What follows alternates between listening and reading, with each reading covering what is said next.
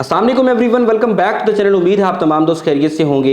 मेरा नाम एडवोकेट मलिक आकिब हजूर है और इस चैनल पर हम टैक्स और लीगल मैटर्स से रिलेटेड कंटेंट बनाते हैं। तो अगर आप इस चैनल पर न्यू हैं तो मेरे चैनल को जरूर सब्सक्राइब करें ताकि फ्यूचर में आने वाली लेटेस्ट वीडियोस आप तमाम दोस्तों तक बर वक्त पहुंच सकें। आज की इस वीडियो के अंदर मैं आप तमाम दोस्तों के साथ साल 2025 की income tax return overseas Pakistani किस तरह से सबमिट कर सकते हैं, उस हवाले से मैं आप तमाम दोस्तों के साथ शेयर करूंगा कि इनकम टैक्स रिटर्न्स के अंदर कौन कौन से पार्ट्स आते हैं, इनकम टैक्स रिटर्न्स के लिए आपके पास कौन से डॉक्यूमेंट्स होने चाहिए, आपको क्या चीज़ें अवॉइड करनी चाहिए, आपने पहले टैक्स रिटर्न्स अगर अपनी सबमिट की हैं उसके अंदर अगर आपने गलतियां की हैं वो आप किस तरह से उसको अपनी टैक्स रिटर्न्स को रिवाइज कर सकते हैं। तो one by one each and everything आज की इस वीडियो के अंदर मैं आप तमाम लोगों के साथ प्रैक्टिकल एग्जांपल्स के साथ, और हमारे साथ एक क्लाइंट हैं उनकी टैक्स रिटर्न्स हम आपके साथ डिस्कस करेंगे, उनको आपको स्क्रीन के ऊपर दिखाएंगे कि उनकी टैक्स रिटर्न्स किस तरह से सबमिट हुई हैं और बहुत बड़ा प्रॉब्लम उनके लिए क्रिएट हो सकता था जिसको हम किस तरह से रिजॉल्व करेंगे वो भी हम डिस्कस करेंगे।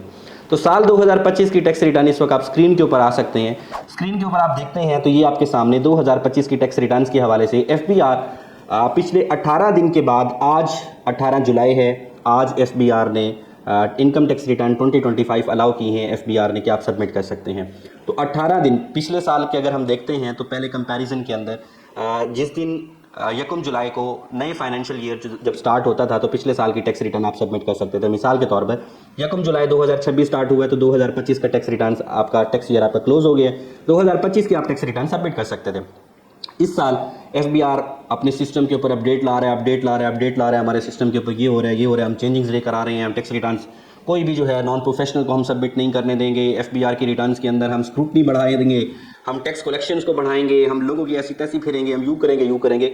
Look busy do nothing. FBR ने 18 से 20 दिन जो टैक्स कंसल्टेंट्स हैं या टैक्स पेयर्स हैं जिन्होंने अपनी टैक्स रिटर्न सबमिट करनी है, जिन्होंने टैक्स कलेक्शन करना था, अपना डाटा कलेक्शन करना था, उनके मेरे हिसाब से ज़ाया कर दिए। अब कैसे?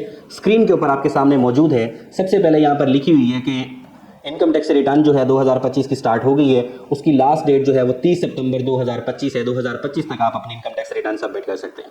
उसके बाद आपसे पूछा गया है कि आप पाकिस्तान के अंदर उस वक्त मौजूद थे। आप पाकिस्तान के अंदर अगर यानी कि 6 महीने से ज़्यादा का ड्यूरेशन अगर आप पाकिस्तान में मौजूद थे तो आप नॉन रेजिडेंट पाकिस्तानी नहीं कहलाएंगे, आप रेजिडेंट पाकिस्तानी कहलाएंगे। तो उसके लिए उन्होंने डेज भी साथ में लिख दिए हैं कि अगर 183 दिन से ज़्यादा आप पाकिस्तान में रहे हैं, कि आप 183 दिन से ज़्यादा पाकिस्तान में रहे हैं, इट मीन्स कि आप रेजिडेंट पाकिस्तानी हैं। 183 दिन से ज़्यादा कम रहे हैं तो फिर इट मीन्स कि आप नॉन रेजिडेंट पाकिस्तानी हैं। जिस तरह से रूटीन होती है कि 4 हफ्तों के लिए, 1 महीने के लिए ओवरसीज पाकिस्तानी आते हैं, तो आपने उसके मुताबिक नो के ऊपर क्लिक करना है, इसको कंटिन्यू करना है। आगे जाएंगे, इसके ऊपर आपने फॉर एग्जांपल कोई भी सेक्शन, आप फॉर एग्जांपल ओवरसीज पाकिस्तानी के लिए तो यहाँ पर ऑप्शन ही नहीं दिया गया कि ओवरसीज पाकिस्तानी यहाँ पर क्या सिलेक्ट करें, तो लोग कंफ्यूज ही होते रहेंगे। आपने पेमेंट फॉर सर्विस सेलेक्ट करें, कुछ भी सेलेक्ट करें, यानी कि फॉर एग्जांपल आपने सैलरी के ऊपर क्लिक कर दिया है, आपने किसी भी चीज़ के ऊपर क्लिक किया है, नीचे आए, नीचे आकर आप लिखा हुआ है did you receive income from any other source, आप यस कर दें।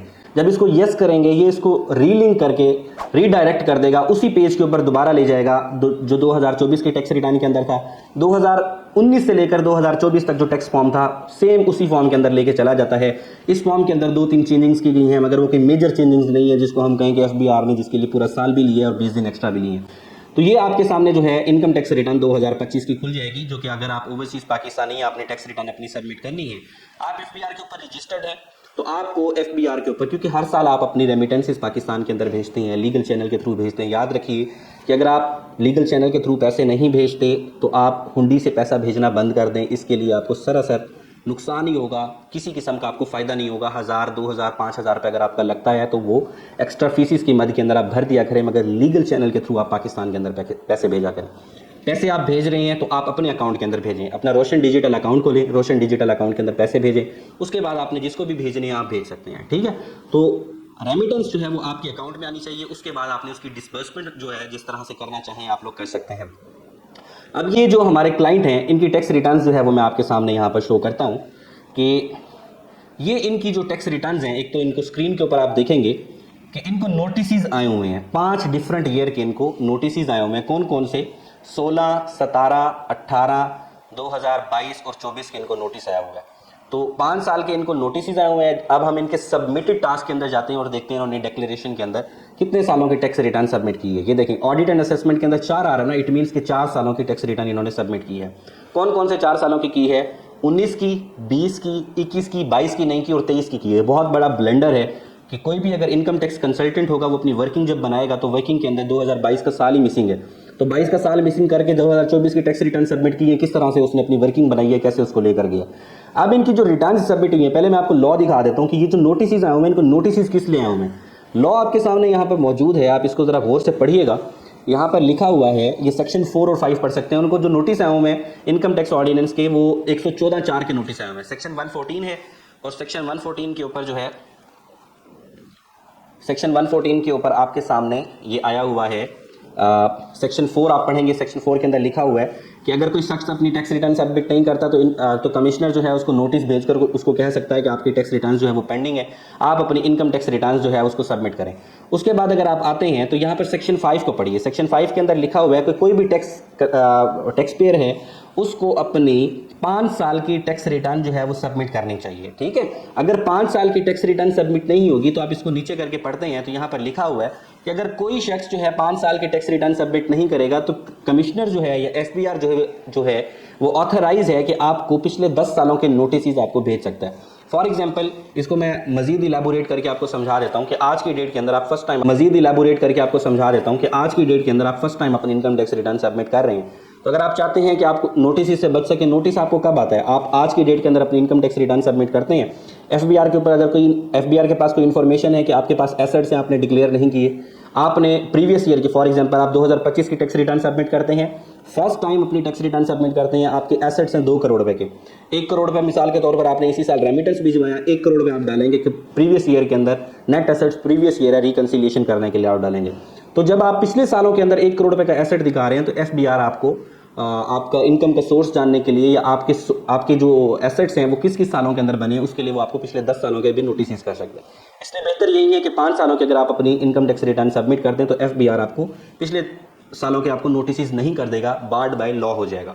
अब इसकी जो टैक्स रिटर्न सबमिट हुई है, टैक्स रिटर्न सबमिट करने से भी पहले मैं यहाँ पर आपको एक मजे की चीज़ दिखाता हूँ। इसको जो नोटिस आए हुए हैं, नोटिस के अंदर इसको एक ऑडिट असेसमेंट का भी एक नोटिस आया हुआ है, नोटिस टू ऑब्टेन इन्फॉर्मेशन और एविडेंस। ये थोड़ा सा क्लाइंट के क्योंकि इन्फॉर्मेशन होती है और हम इसको जो है उस तरह से मैं उनकी परमिशन के साथ ये वीडियो बना रहा हूँ यहाँ पर उनके स्क्रीन के ऊपर। माजरत के साथ अगर मैं उनका नाम और अगर CNIC नंबर जो है वो मैं इसको रेस करूँगा क्योंकि क्लाइंट की जो है वो प्रिविलेज डॉक्यूमेंट्स होती हैं, इसको हम इसको आपके साथ उस तरह से शेयर नहीं कर सकते ताकि हर किसी की जो प्राइवेसी है वो मेंटेन रहे। तो इस डॉक्यूमेंट के अंदर भी एफबीआर ये कहता है कि भाई आपके पास तो एसेट्स हैं, आपने अपने इनकम जो टैक्स रिटर्न सबमिट किए हैं उसके अंदर आपने अपने एसेट्स डिक्लेयर नहीं किए, आप अपने एसेट्स को डिक्लेयर करें ताकि हम आपको किसी किस्म का पेनल्टी ना लगा दें। अब यहाँ पर आप आते हैं एफबीआर मालूमात के अंदर तो आप देखते हैं कि इनके मोटर व्हीकल्स भी इनके नाम पर रजिस्टर्ड हैं, इनके नाम के ऊपर payment and with holding tax की डिडक्शंस भी हो रही है, इंटरनेशनल इनके ट्रैवल भी हो रहे हैं।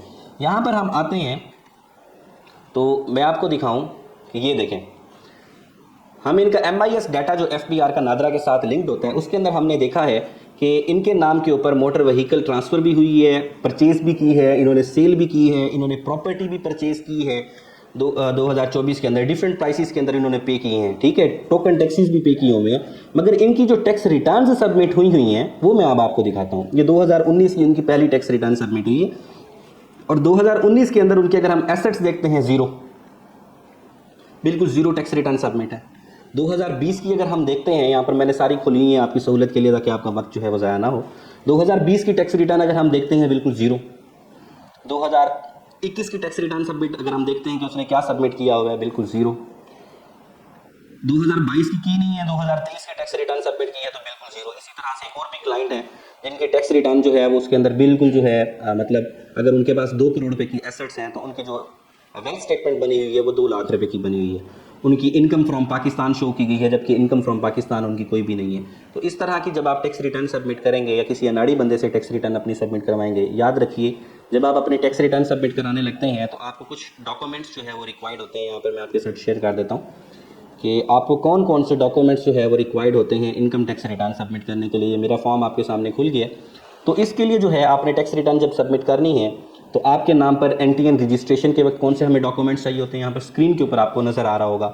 फिर जब आपकी रजिस्ट्रेशन कंप्लीट हो गई है फिर ये आपने कौन कौन से डॉक्यूमेंट्स देने हैं, आपके नाम पर कोई प्रॉपर्टीज़ हैं, कोई फाइनेंशियल ईयर के अंदर कौन कौन सी आपने ट्रांजेक्शन की हैं, बैंक अकाउंट के अंदर कितने पैसे थे, कोई कार है, बाइक है, गोल्ड है, इंश्योरेंस पॉलिसी है, आपने कोई इन्वेस्टमेंट की हुई है, या ये टैक्स डिडक्शन सर्टिफिकेट्स हैं, ये सारी आपसे अगर आपका कंसल्टेंट नहीं मांग रहा, इट मीन्स कि आपकी जो टैक्स रिटर्न सबमिट की जा रही है, आपकी टैक्स रिटर्न गलत आपकी सबमिट हो रही है। तो उसका खुमियाजा आपको क्या भुगतना पड़ेगा? अगर आपने 114(4) का नोटिस जो है उसको रिस्पॉन्स ना किया, तो आपको FBR 20,000 रुपीज़ से लेकर 50,000 रुपीज़ पर टैक्स ईयर आपको पेनल्टी लगा सकते हैं।